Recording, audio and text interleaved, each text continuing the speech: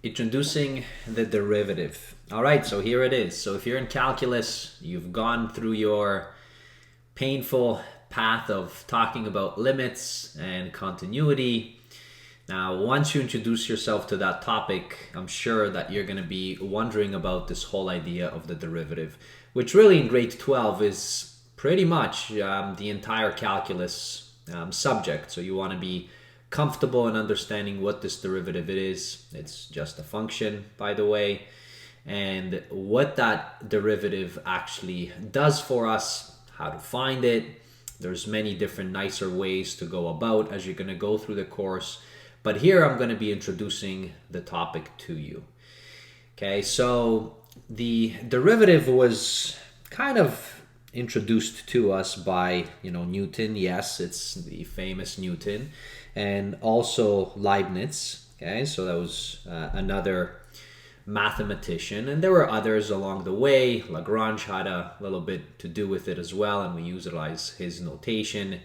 Now, what is this whole derivative all about? So as you can see here, the derivative is indeed a function. So first, it's going to take a step back. If you have a function f at x, okay, we know that we can do all kinds of wonderful things. We can graph it. We can find out what the domain is. We can find out what the range is. We can find out where it is actually defined, right? So that's what the domain actually gives to us. Are there discontinuities? Is it purely continuous? There are all these wonderful things that we can have. And the main idea here is with the derivative, you have to be comfortable in understanding what the limit is. I'll put up a link up above there because I talked about the limit. I gave numerous examples with regards to that. And, you should be comfortable with that. You should be comfortable with the limit properties. Okay, and you should be comfortable with discontinuities, okay, with regards to functions. So now, the idea behind this limit, there are many notations. So to make our life a little bit easier, one of the notations that we love to utilize is this f, and then we put a little prime on that f, okay, at x, for this derivative.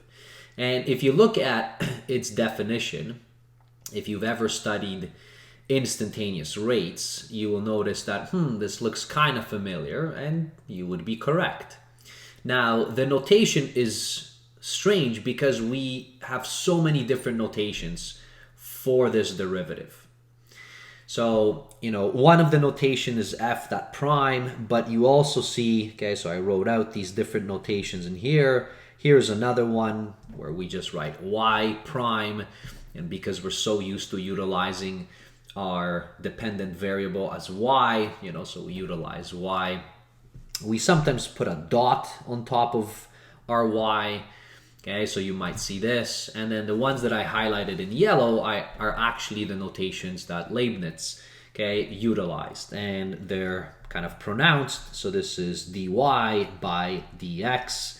And sometimes we say d, okay, of the function f at x, okay, with respect to or by dx at the bottom.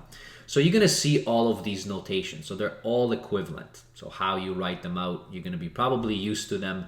And oftentimes, we might even drop, okay, we'll just sometimes use this, we'll get lazy, but it is always with respect to some variable.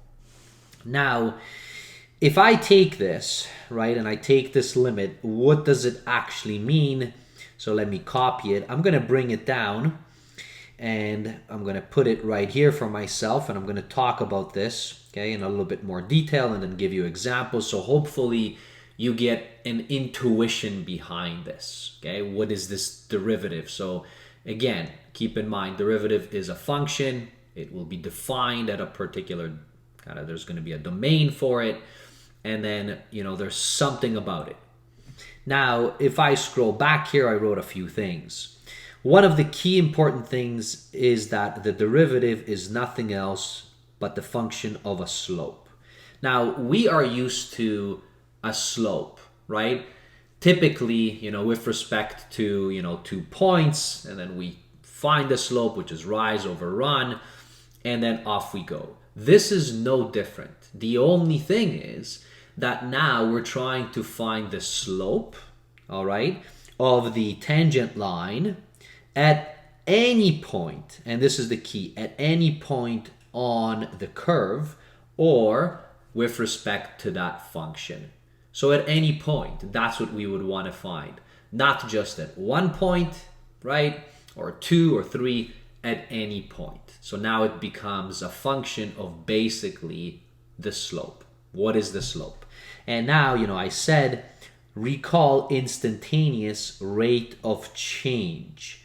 And that's exactly what the tangent line represented for us. It was the slope or the rate of change, okay, at a particular point.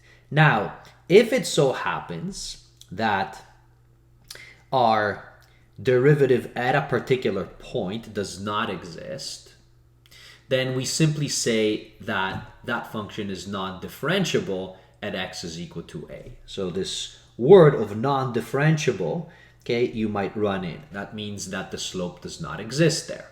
And there's going to be certain instances when that can happen. So one of them can be because it might be discontinuous at that point. All right, so that might be happening. Or there's an abrupt change in the slope, okay, as we're approaching our limit. And maybe I'll leave for that, okay, for another time. So now that we have this, okay, so this particular discussion, so let's think about this in terms of the slope. So first of all, if I came back here, right, so if we go back to our old definition of the slope, which is the change, okay, in your rise over the change in your run, that's how it was defined, is this any different? Now, if I replace this, I'm going to come back to this. If I take this x, because x is, for any x, okay, that our function is defined for. But if I would put an a here, so if it is at a specific point, and now I gave you a function, so whatever that function might be, all right? So let's say this function is something like that. And then it so happened that maybe, I don't know, a occurred right here, so this would have been a. So if I was, running out, and this is my x, okay, this is the point a, so I would have my point a right here. Now this h, so notice right here, so h is tending towards 0. So if you can think about it, so in terms of h, so this is nothing else, so it can, because it's the limit, it can happen both, okay, from the left and from the right. So it's coming here, so this would be from the right. This is coming here, this would be from the left. So h is getting smaller and smaller. It is approaching 0 from both directions. So we can have one of two things. But technically what you can do is, so if I take my function, so f, and I substitute a plus h, okay, and let's assume we are on the right hand side, okay, so I'm going to be here on the right hand side. So if I would do that, let's say that this was, plus h, so this is a plus h, so it's positive, so it would be somewhere over here. So I would have, and I would put it right there. Now, I can certainly find the slope, because this would be nothing else but a secant if I connected these 2 points together. So if I would connect these 2 points together, as I would in this case, then I would have, so here would have been this is my run, okay, from here to here, this is my rise, so this is my change in my y, this is my change in my x.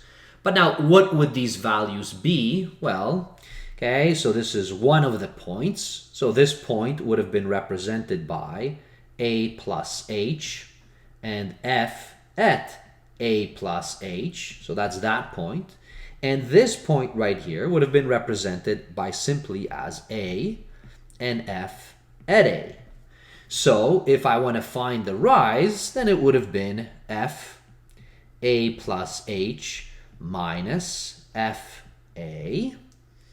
And then, okay, if I want to find the run, this would have been simply a plus h, we'll substitute that, minus just a.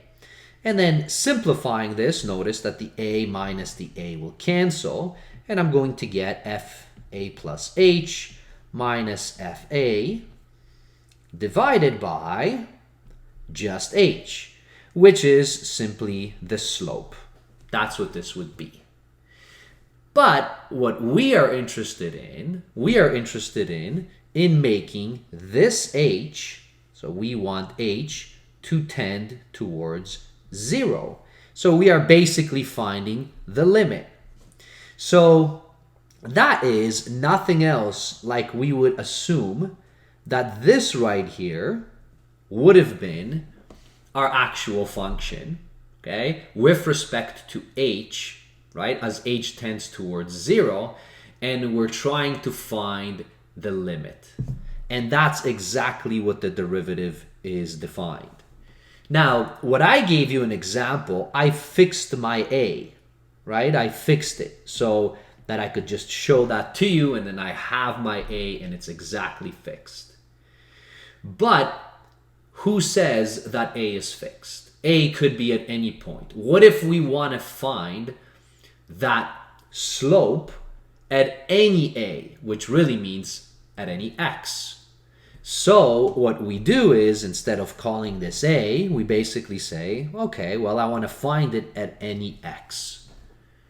And hence, that is the derivative. So we define the derivative as a function. That little prime just tells us that it is the derivative, or really the slope that we're trying to find at every single point possible.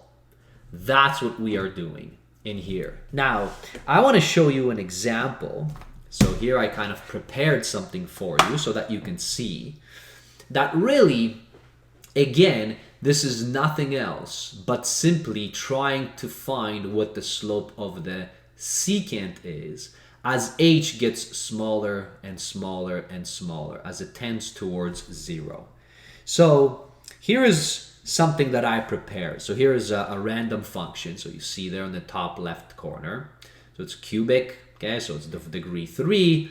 You know, it has a nice little swiggle in here. And now, okay, let's place, okay? So I'm gonna put a point. Now, this point I can put anywhere I like, all right? So I can put it at anywhere I like it. That's now my A, all right? Now, what I'm going to do is, okay, if I wanted to find the tangent line, so again, I prepared this, this would have been my tangent line. And then I could find exactly what the slope of this is. I can find 2 points, right, on this. I can find rise over run, and then I have my slope. Now, the derivative, the way that we find it, so you'll notice on the left-hand side, I've defined my slope with respect to my h that I have, and that particular h, okay, is getting smaller and smaller, okay, within here. So what I'm going to do is I'm going to take this h, all right, so right here, okay, so I can take it, okay, let me just kind of shift it out of here, close this down. So here is my h that I'm going to have. And now, as you see there, so I'm calculating a slope. And I'm going to put it between, okay, here is my a plus my h. So I'm going to map it there. Let me just zoom in here so that you can see it. And now, as h, okay, so this is h is equal to, I guess, 1.65 that I see there. Now, I can make that h tend towards 0. And now look what happens. And I can keep finding what my slope is. And as I get closer and closer and closer, then my slope, or my 2 tangent lines that I have, are approaching each other. And the slopes are approaching each other as well. Right? So this is as I tend towards, basically, okay, get as close to 0 as I possibly can. Now, I could have done this from the left-hand side. So here is my h is negative, right? So I'm approaching from the left-hand side, but as I get closer and closer and closer to 0, again, I am approximating that particular tangent line and the slope. So really what we're doing is, with that limit as h approaches to 0, we're just finding the slope on a continuous basis as h gets smaller and smaller, either from the right hand side, so that would have been from here, so this is coming closer and closer and closer from the right, or from the left hand side and it's coming closer and closer and closer and closer. And then we can approximate what that slope is. And our ultimate goal is, we want to find this for any x. So if I would shift this right here, okay, I can do exactly the same thing. So notice, this is going to be approaching it, okay, from the left, and it's approaching it from the right.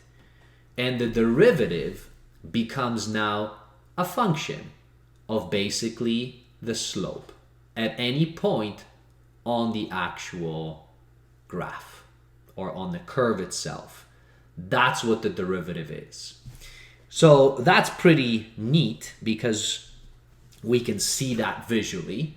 And again, I just wanted to show you, okay, here as well, that it's just slopes. So let's find, for instance, okay, so the derivative with respect to this function. So we know what this function looks like. It's a quadratic, right? So it's a nice, beautiful quadratic. This is what we have. What would be the slope, right, at any x that we want? This function is defined everywhere, right? So the domain of this, we know that the domain, okay, is in all of R, okay? So it's all the real numbers. It's defined everywhere. So we do not have a problem at all with respect to this. So now, if I want to find what the actual limit, so I want to find the derivative, okay, which is equal to, so now h approaches 0. Now remember what this means, finding the limit, it's from the left and the right. Okay, so we're going to be thinking about that, but we can use our limit properties. So now, if I'm going to do this, then by definition, what I have, this is f x plus h minus f, okay, at x all over just h. Now, substituting this in, so I will have x plus h squared minus, this is going to be x squared, divided by h. And now, with regards to limits and its properties, you may recall that, well, you know, I can distribute this limit across, right? So I can distribute it in the numerator, I can distribute it in the denominator. But the problem is, if I did distribute it, and then I let h tends towards 0, then I would have found that I would have gotten 0 over 0, which is indeterminate. And if we have a limit of 0 over 0 and it's indeterminate, then we have to go a little further. So we basically have to either expand or massage, okay, this particular expression so that we can see if is it really indeterminate, or maybe is it undefined, or does actually the limit exist. So now let's try it. So in order to do that, in the numerator, I'm going to expand. So I'm going to have x squared plus, this is going to be 2xh, and then it's going to be plus h squared minus x squared. So I have all of that. Now, if I continue with this, notice, so x squared minus x squared, so that will cancel. And now all I will have is 2xh plus h squared all over h. Now this limit, of course, is on the left-hand side, so h is approaching 0. Limit as h is approaching 0. Now I have h in both terms, so I can take it out. I'll have 2x plus h all over h. And now, since h is approaching 0, but it's never 0, then I can actually cancel these off. So I'll have a cancellation here. And now, as I'm approaching, h gets to 0, then really what I'm trying to find is this. And here I can use my limit properties, so I can distribute this in here, distribute this into there, and then I will get, so this is going to be just 2x plus limit as h approaches 0 of h is just 0. So what is it in the end? It's just 2x. So my derivative is 2x. So what this tells me is that the slope at any x is equal to 2x. So that's linear, right? 2x has a slope of 2, right? And it's a linear line. And my quadratic, so my quadratic looked like this, but my slope, so notice this was at 0. So here, at that 0, so really what I have, this is just 2x in this direction. And it tells me that that is the slope at any point. And that's, notice, if I'm on right here, okay, if I did a tangent line, so the slope of this would have been negative, and indeed, this is what it tells me, okay? So this would have been negative in here. So that's a negative value, okay, if this is my x, okay, and this is my y. So this would have been my y right here, okay, as this is going up. Well, this is a negative value, whatever that would be. So let's say if I was trying to find it at -2, so if this was -2 over here, I know that the value of this is +4, but the slope at that point, well, if I substitute -2 into here, so f at -2 would have given me actually -4 as the slope. So that's exactly what this would show. So that's pretty neat. So we have gone through the limit idea in order to find what the derivative of this is. So that's one example. Now here's another example. So this one right here. So let me copy this. I'll bring it down so that we can work with this. This is g of x. So now in g of x, well, so this would have been g prime x is equal to, so now we want to find the limit as h tends towards 0 of this function. So this is going to be now, so I'm going to just substitute directly. So this would have been 1 all over, this is going to be x plus h minus 1 over x divided by h. Now the problem here, however, is notice that x, okay, within here, so it's an element, okay, of, so x is actually in all of R, however, x cannot be equal to 0. The function is not defined there. And 1 over x, if you remember, so how it looks like, so in here, so if you were trying to draw this out or sketch it out, so this is one of the parent functions that would have, so this would look like that.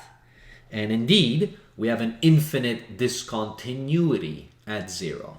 So our g, okay, prime x, so our derivative, actually will not exist at 0 either. Our limits will not exist there. So if we tried to substitute it at 0, our limit wouldn't exist. We have an infinite discontinuity. If you've forgotten about those discontinuities and limits, I'll put up a link up above there as a refresher. There's 3 of them. Jump discontinuity, okay, removable discontinuity, and then an infinite discontinuity. This is an infinite discontinuity. But for all the others, okay, so for all x not equal to 0, well, we certainly can find what the actual derivative is. So how would we do that? So again, if you tried to substitute within here, h is equal to 0 and just utilize limit properties, you would have gotten into the problem of 0 over 0, indeterminate. So we have to massage this a little bit. So let's take a look how this would look like. So in the numerator, so what I'm going to do is I'm going to find a common denominator there. So I'm going to drop this limit for now just so that I can massage it. So it's going to be x, and then this is, I guess, x plus h. So I'm going to put this all over. So I'm finding a common denominator in between them. So this is what I have. So all this entire thing is still over h. Now, if I do that, so now notice x minus x, so that's 0. And then I'm going to get, so this is minus right here. Okay, so minus h. So this will be negative h all over. And then here I have x over x plus h. And maybe with this, since I'm dividing, right, this, so this is the same thing as saying 1 over h, okay, like that. And now, so notice what happens.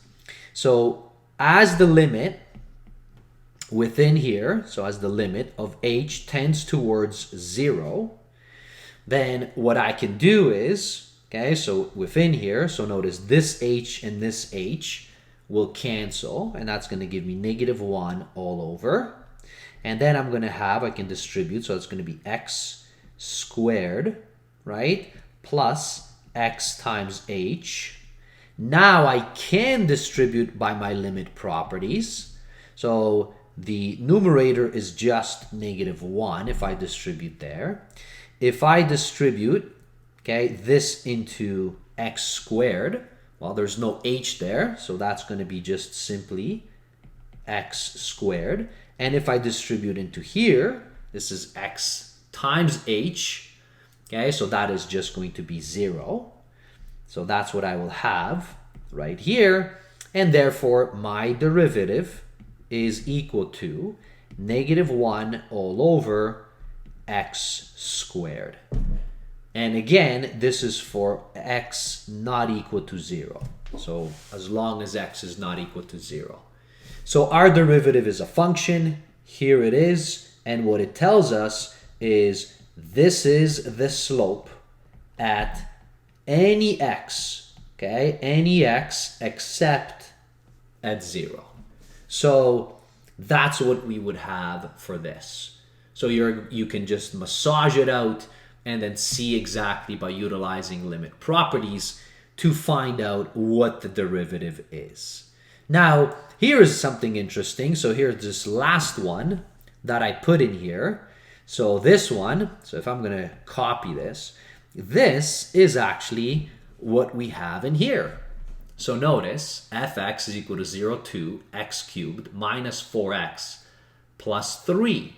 So what I'm doing is I'm taking that function and I'm trying to find the derivative. I'm trying to find actually the slope, okay, for this entire thing, okay, so that I can find, okay, within here any of these. Now, once I have the slope, of course, I also know what the point is, so I can find the equation of that line, so I can find that tangent line, and that's actually exactly what I am doing in here. That's how I'm able to animate this, because I'm trying to find the derivative at any point.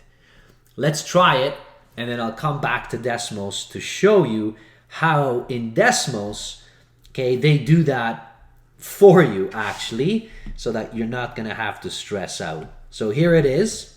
So here is my function.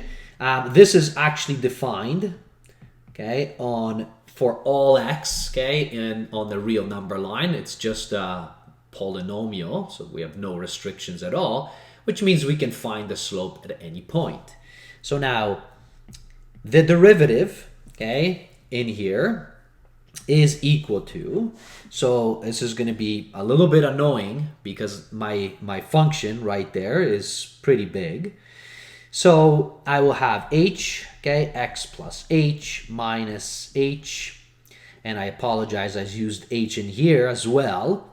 Hope that doesn't make any difference for you. I mean, I guess I can change this up just so that it, you know, let's call it instead, let's just keep it at f maybe.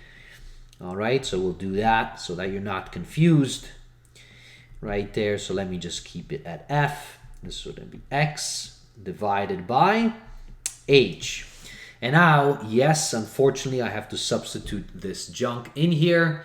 So that's going to get annoying. So I'm going to do that in fast forward fashion and then just come back to you as I start to massage. Okay, so now what we're gonna do is, yeah, annoying. So we have this cubed in here.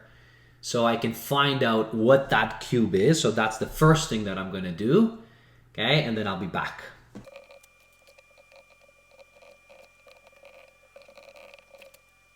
All right, so here we have it. Okay, so that's expanded. You can use the binomial distribution if you like for that. So now within here, so now let me just massage out the numerator. So what is going to cancel? Again, I'll do that in fast forward.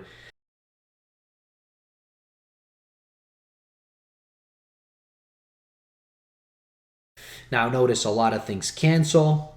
So this will cancel with that. That's one thing. Negative 4x and that cancels. The plus 3 and minus 3 cancels. And really what I have left is 0.6. So that's what I have there. 0.6 h squared plus 0.2 h cubed and then minus 4h. And all of this is divided by h. And of course we want this as the limit of h tends towards 0. Now I have h in all these terms. So I can factor it out, and this is going to give me 0.6x squared plus 0.6xh plus 0.2h squared minus 4. And this whole thing is divided by h. And as h tends towards 0, so these will cancel. And now, well, the only thing that happens, so notice I have this term is going to remain. This term, as h tends towards 0, is going to become 0. This term, as h towards 0, this becomes 0. And this term is a constant, so it's going to be just that. So it turns out that our derivative, so maybe I'll write it, dy over dx, okay, in Leibniz notation, would have been 0.6x squared minus 4. Okay? And that's how you would have found it. And now this was actually the function that I had in Desmos. So within here, so if I bring this back, so this was our function there. So now with this, okay, what I want to show you is right there, okay, you know, in green is actually the derivative. And what's cool is Desmos actually lets you find the derivative directly and then plots it. So notice it's a quadratic. So that green function that you see there, the original function, and then the green function. The green function just tells us the slope at every point that we would have. So that's how we could find it. And in fact, okay, if I would, you know, plot this out, so 0.6x squared, right? So notice that's what this is, minus 4. And notice it overlaps. Now in Desmos, okay, so the way that you can write it is if you do this, okay, and let's see if this is going to work. There you go. That finds you the actual derivative. So that actually plotted it on red on top of all our items that we would have. All right, so that is the introduction to the derivative. You saw 3 examples on how to use it, how to find it with respect to limits. Now, I didn't talk about, okay, when our actual limit will not exist, okay, when the function is not differentiable, and I'll do that in another video, okay? Okay, thanks for watching. We'll see you in a future video. Bye, everybody.